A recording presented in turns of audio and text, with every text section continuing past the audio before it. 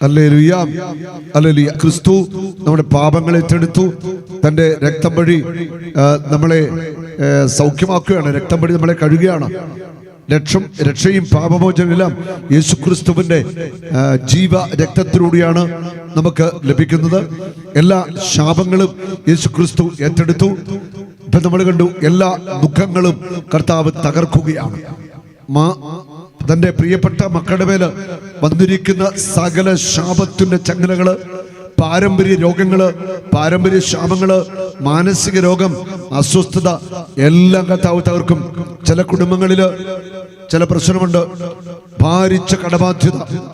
എത്ര പണം അധ്വാനിച്ച് വീട്ടിൽ കൊണ്ടുവച്ചാലും എങ്ങനെ പൈസ പോകുന്ന അറിയത്തില്ല. പല്ലുമെന്ന് പറയാണ്ട്, ബ്രദറെ നല്ല വരുമാനമുണ്ട്, പക്ഷെ ഒന്നും മിച്ചമില്ല. കടബാധ്യത അതിങ്ങനെ കിടക്കുകയാണ്. ചില വീടുകളിൽ നിരന്തരമായിട്ട് കലഹം, വഴക്ക്, ഭാര്യയും ഭർത്താവും തമ്മിൽ വിഷയങ്ങള്. ചില കുടുംബങ്ങളിൽ കേസുകള്, അതിര് തർക്കങ്ങള്, വഴക്കുകള്, സഹോദരങ്ങൾ തമ്മിൽ കേസുകള്. ചില കുടുംബങ്ങളിൽ ആത്മഹത്യകള്, ദുർമരണങ്ങള്, അപകട മരണങ്ങള്, മാനസിക രോഗം. ഏതെല്ലാം വിധത്തിലാണ് മനുഷ്യൻ വിഷമിക്കുന്നത്. ഇതിന്റെയൊക്കെ പിന്നിൽ പ്രവർത്തിക്കുന്ന ഒരു തിന്മയുടെ ശക്തി ഉണ്ട് എന്ന് ദൈവജനം തിരിച്ചറിയാം. ഹല്ലേലൂയ. ഈ തിന്മയുടെ ശക്തിയെ നമ്മുടെ കുടുംബങ്ങളിൽ നിന്ന് നമുക്ക് തകർക്കണമെങ്കിൽ നമ്മൾ ശക്തമായിട്ട് പ്രാർത്ഥിക്കണം. പ്രത്യേകിച്ച് ഡെലിവറൻസിന്റെ മേഖലയിൽ ദൈവജനം നിരന്തരമായിട്ട് ദൈവസന്നിധിയിൽ പ്രാർത്ഥിച്ചു കൊണ്ടിരിക്കണം. ഹല്ലേലൂയ. കടബാധ്യതകള്, നിരന്തരമായിട്ട് കലഹങ്ങള്, മാനസിക രോഗം, അപകട മരണങ്ങള്, ദുർമരണങ്ങള്. ചിലർക്ക് വിദ്യാഭ്യാസമുണ്ട്, ജോലി കിട്ടത്തില്ല. ചില കുടുംബങ്ങളിൽ സമ്പത്തുണ്ട്, പക്ഷെ ആർക്കും മക്കൾക്ക് നല്ല വിദ്യാഭ്യാസം ചെയ്യാൻ പറ്റുന്നില്ല.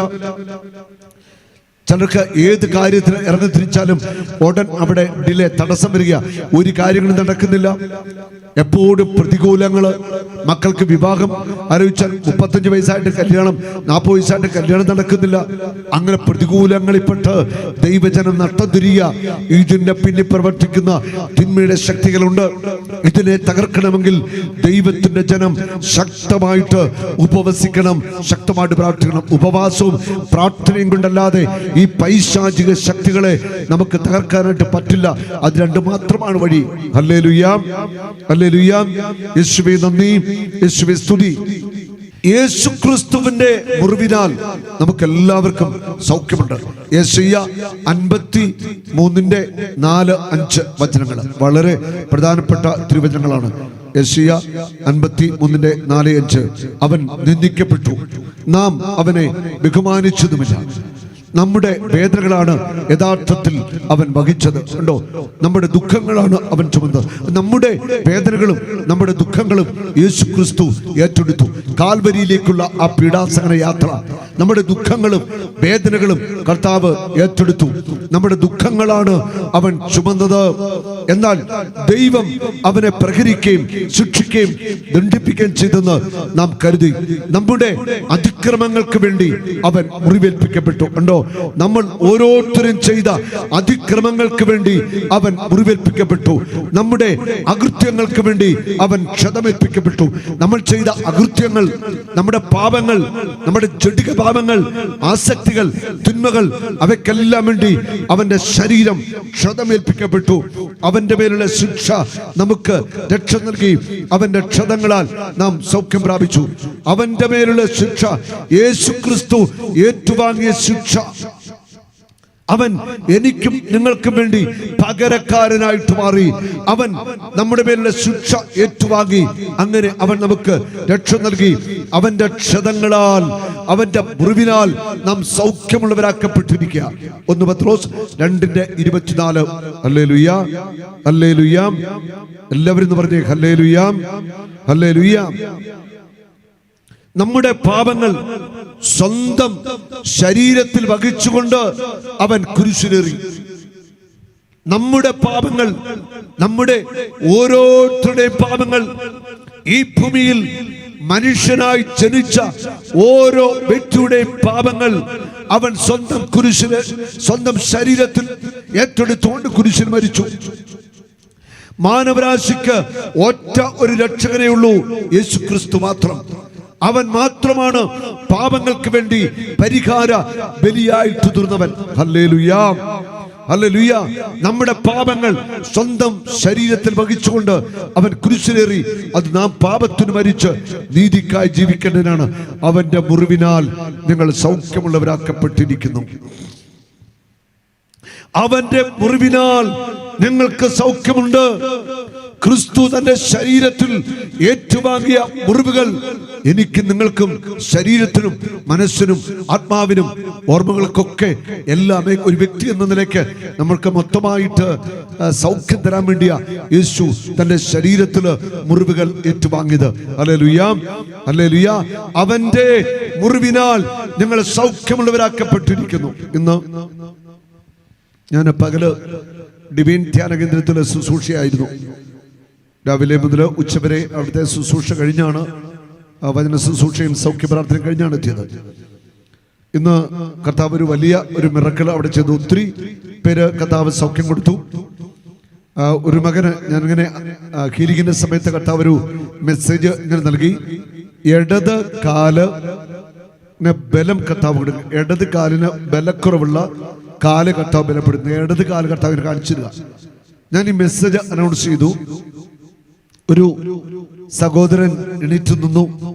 ഞാൻ ചോദിച്ചു എന്താ സംഭവം. ആ മകന്റെ 2 വർഷം മുൻപ് ഇടത് കൈയും ഇടത് കാലും തളർന്നു പോയതാ.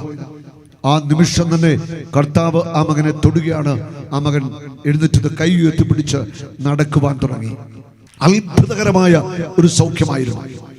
അനേകരെ കർത്താവ് അവിടെ സൗഖ്യമാക്കി. ഇന്ന് ഇവിടെ അനേകരെ കർത്താവ് സൗഖ്യമാക്കുവാൻ ആരംഭിക്കുന്നു. കഴിഞ്ഞ ആഴ്ച കൊടുങ്ങ പള്ളിയിൽ നടന്ന കൺവെൻഷന്റെ സമാപന ദിവസം രോഗികൾക്ക് വേണ്ടി പ്രാർത്ഥിക്കുമ്പോൾ സുധ എന്ന പേരുള്ള ഒരു ഹൈന്ദവ സഹോദരിയെ പ്രാർത്ഥിക്കാനായിട്ട് കൊണ്ടുവന്നു.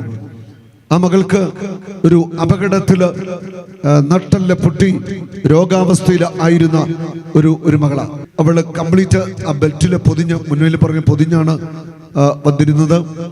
അവള് ഹൈന്ദവ സഹോദരിയാണ്. ആ മകൾക്ക് വേണ്ടി ബെൽറ്റൊക്കെ ഊരി പ്രാർത്ഥിച്ച നിമിഷം തന്നെ അവളുടെ നട്ടെല്ലിന്റെ മേല് കർത്താവിന്റെ അത്ഭുത സ്പർശനമുണ്ടായി. ആ നിമിഷം തന്നെ അവൾ സൗഖ്യം പ്രാപിച്ചു. അത് മാത്രമല്ല, ഞങ്ങൾ കുനിയെ നിവരെയൊക്കെ ചെയ്തു. പിന്നെ ആ ഹോളിലൂടെ ഓടിപ്പിച്ചു. വൈകിട്ടത്തെ കൺവെൻഷനില് ആ മകള് വന്ന് ദൈവത്തെ മഹത്വപ്പെടുത്തി സാക്ഷ്യം പറഞ്ഞു. ഹല്ലേലൂയ. കർത്താവ് തരുന്ന രോഗശാന്തികള് സൗജന്യമാ. അവന്റെ മുറിവിൽ സൗഖ്യമുണ്ട്. അവൻ മുറിവേറ്റുവാങ്ങി, അവൻ മുറിക്കപ്പെട്ടു നമുക്ക് സൗഖ്യം നൽകുവാൻ, നമ്മൾ അനുഗ്രഹിക്കപ്പെടുവാൻ. യെശയ്യാ പ്രവാചകന്റെ പുസ്തകത്തില് 53-ാം അധ്യായത്തില് 10 മുതലുള്ള തിരുവചനങ്ങള് അവിടുന്നാണ് അവനെ ക്ലേശങ്ങൾക്ക് വിട്ടുകൊടുത്തത്. അവിടുന്നാണ് അവനെ ക്ലേശങ്ങൾക്ക് വിട്ടുകൊടുത്തത്.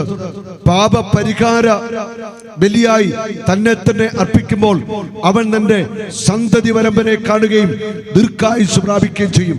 കർത്താവിന്റെ ഹിതം അവനിലൂടെ നിർവഹിക്കുകയും ചെയ്യും. തന്റെ കഠിനവേദനയുടെ ഫലം കണ്ട് അവർ സംതൃപ്തനാകും. നീതിമാനായ എന്റെ ദാസൻ തന്റെ ജ്ഞാനത്താൽ അനേകരെ നീതിമാന്മാരാക്കും. അവൻ അവരുടെ തിന്മകളെ വഹിക്കുകയും ചെയ്യും. അവൻ അവരുടെ തിന്മകളെ വഹിക്കുകയും ചെയ്യും. മഹാന്മാരോടൊപ്പം ഞാൻ അവന് അവകാശം കൊടുക്കും. ശക്തരോടുകൂടെ അവൻ കൊള്ള മുതൽ പങ്കിടും. എന്തെന്നാൽ അവൻ തന്റെ ജീവനെ മരണത്തിന് ഏൽപ്പിച്ചു കൊടുക്കുകയും യേശുക്രിസ്തു തന്റെ ജീവനെ മരണത്തിന് ഏൽപ്പിച്ചു കൊടുക്കുകയും പാപികളോടുകൂടെ എണ്ണപ്പെടുകയും ചെയ്തു. എന്നിട്ടും അനേകരുടെ പാപഭാരം അവൻ പേറി അതിക്രമങ്ങൾക്ക് വേണ്ടി മധ്യസ്ഥം വഹിച്ചു. ഹല്ലേലൂയ.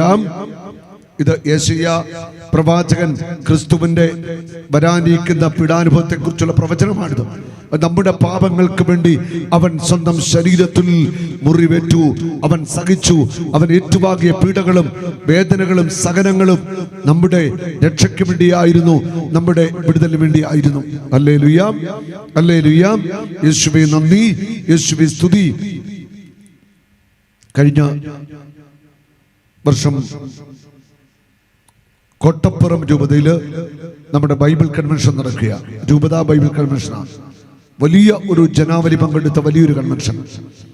ആ കൺവെൻഷനിൽ പങ്കെടുത്ത ഒരു തളർന്ന രോഗി ആംബുലൻസിൽ പ്രാർത്ഥിക്കാനായിട്ട് കൊണ്ടുവന്ന ആംബുലൻസെ കൊണ്ടുവന്നു. ആംബുലൻസെ വെച്ചവനെ ഒന്ന് പ്രാർത്ഥിച്ചു. പിന്നെ പുറത്തിറക്കി ആ പന്തലിൽ കൊണ്ടുവന്ന് കിടത്തി പ്രാർത്ഥിച്ചു. അത്ഭുതകരമായിട്ട് 2-3 മാസക്കാലമായിട്ട് തളർന്നു കിടന്ന വ്യക്തിയാ. പെയിന്റ് അടിച്ചിട്ടുകൾ വീണ് നട്ടല് നടുവിനൊക്കെ ഞരമ്പുകൾക്ക് സുഷുമ്നാടിക്കൊക്കെ ചതവ് പറ്റിയിട്ട് അരയ്ക്ക് കീഴ്പോട്ട് തളർന്നുപോയ ഒരു മകൻ, നിക്സൺ എന്നാണ് പേര്. അത്ഭുതകരമായിട്ട് അപ്പോൾ തന്നെ സൗഖ്യം പ്രാപിച്ച് ഹോളിലൂടെ ഓടി വൈകിട്ട് വന്ന് ആ കുടുംബം സാക്ഷ്യം പറഞ്ഞു. ഹൃദയസ്പർശിയാണ് സാക്ഷ്യം. ഹല്ലേലൂയ. യേശു എനിക്ക് സൗഖ്യം നൽകും. എൻ്റെ യേശു എൻ്റെ കുടുംബത്തെ അനുഗ്രഹിക്കും. എൻ്റെ യേശു എൻ്റെ കുടുംബത്തിൻ്റെ കടഭാരങ്ങൾ ഏറ്റെടുക്കും. എൻ്റെ യേശു എൻ്റെ മക്കളെ അനുഗ്രഹിക്കും. മക്കളുടെ വിവാഹം നടക്കും, ജോലി കിട്ടും, തലമുറ ഉണ്ടാവും.